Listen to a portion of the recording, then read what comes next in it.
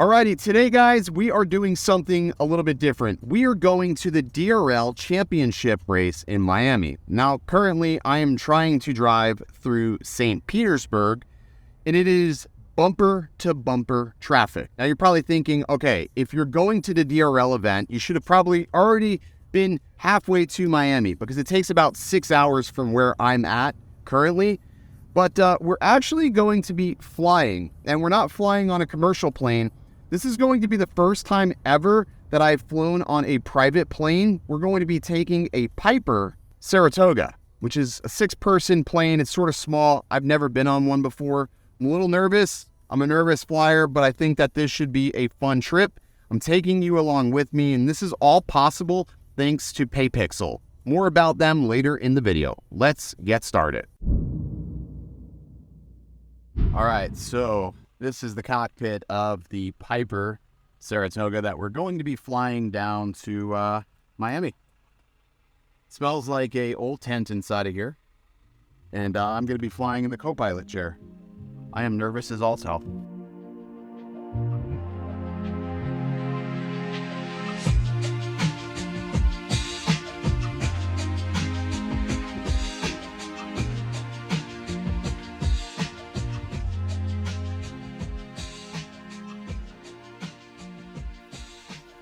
Alrighty, so I am going to do my very best at narrating the clips in the plane. Unfortunately, I made a decision to use the Action 3s for the in-flight cameras, and well, they don't work with the GoPro dash interface for the plane, unfortunately. It wasn't able to capture any radio chatter or basically any audio whatsoever. So as we're taking off, I was pretty nervous, and I usually always listen to the same song each and every takeoff, and it's Imagine Dragons, Whatever It Takes. So I'm like intently holding my phone to my ear as I'm listening to that track.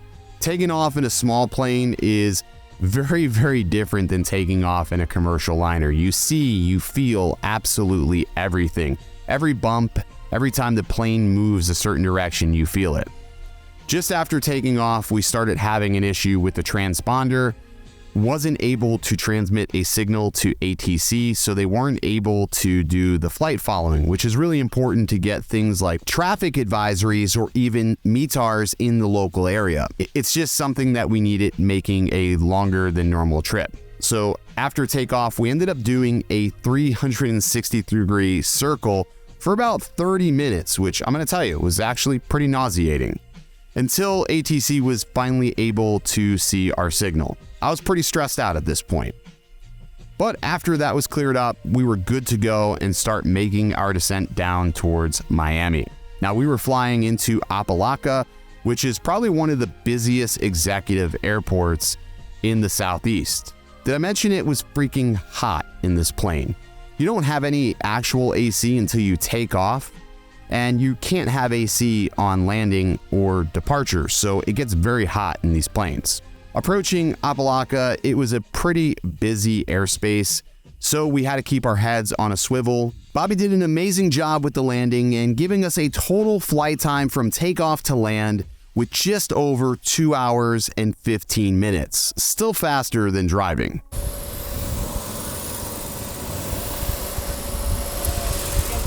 So that's it, made it to Miami. So now next up, got to get to DRL.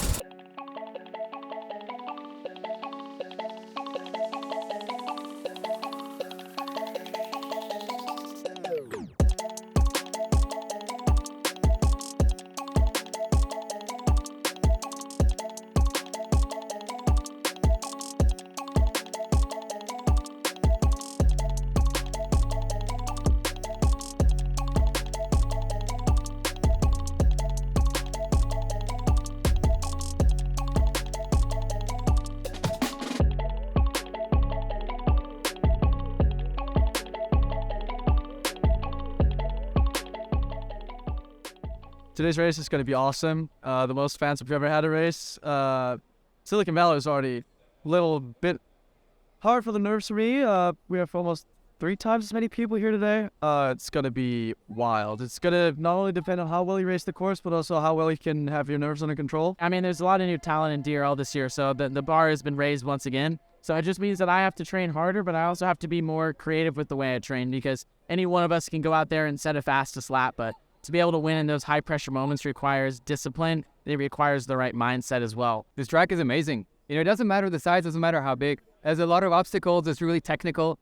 For us, this is really, the culmination of this season. This is the biggest ever drone racing ever, and this is going to be incredible. So, I'm the rookie season for DRL, and I won a lot of races outside of the DRL, but DRL was like, I need a whole new different experience. So I learned a lot of things from the paper park, and I'm super excited to race tonight. So do you think there's any added advantage of the IRL pilots over the sim pilots, or do you think it's all pretty equal right now? I would say that we're at the end of the season. So at the beginning, the guys who are veterans coming back into DRL, they have that experience to their hand. We know what it takes to win a DRL race. But now we're at the end of the season. Everyone's kind of got a taste of what it takes to win. So I think the field's pretty even. I'd say it's an even playing field, but I also feel like tonight's my night. I feel like I'm going to come out on another level tonight and put on a masterclass. So currently to date, this was the largest ever DRL race with over 14,000 fans there. While I can't share the final results of the race, you'll just have to wait until this airs on NBC. But after departing DRL, we went back to the Airbnb. So unlike most of our Miami trips I've had in the past, I didn't wake up face down on the beach. Instead, I ended up turning in early after eating a massive amount of Taco Bell and chatting with the guys. Godfather Pixel. And Daddy Pixel. Daddy Pixel and Disciple Pixel. Because we had to be back to Apalaca Airport by 10 a.m. to start doing our pre-flight checks. Kyle, get the door shut in the back. Block Tower, Saratoga, November 8, 1 kilo, doing the holding short, 27, ready for departure to the northwest airport. Holding short, 1 kilo,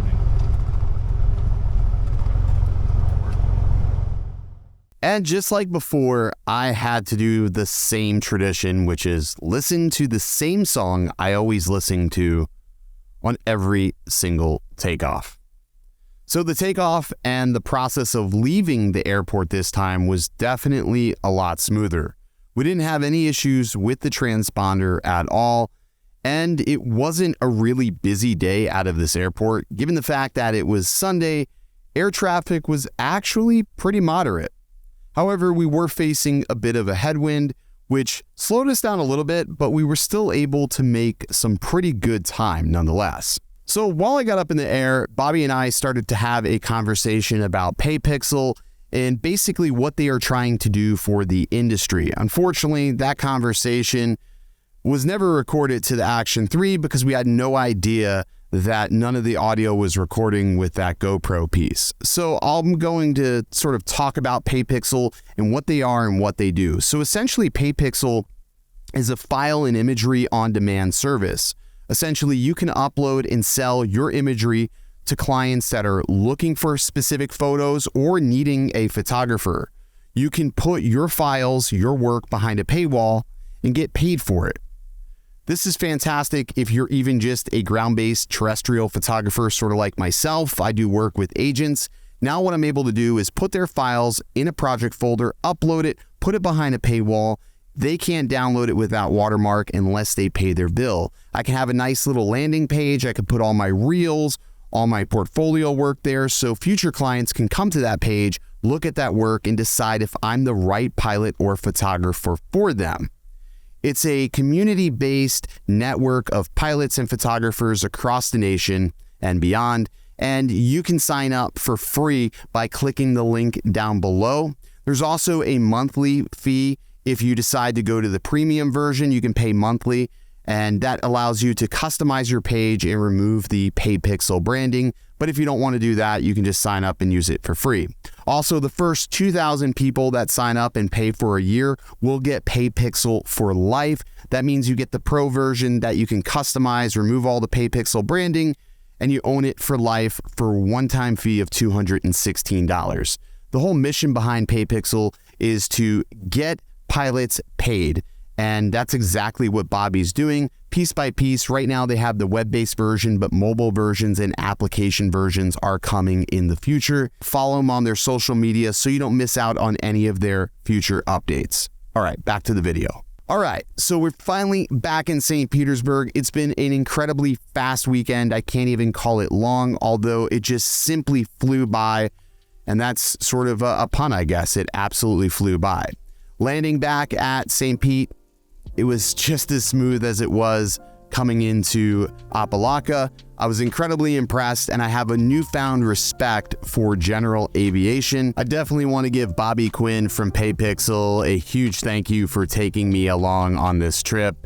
It's sort of one of those once-in-a-lifetime opportunities to just do something totally different. And honestly, it was a good thing. Like I said, I'm a high-anxiety person when it comes to flying. It's funny because I fly drones, you would automatically assume that I wouldn't have a fear of flying, but I do, and a lot of people do. And I think the easiest way to overcome that fear is to get on a smaller aircraft and see what goes into a flight so you can trust the system and all the safety protocols that go into a flight. Even large commercial aircrafts have a chain of events that they have to follow to make sure that you arrive at your destination safely.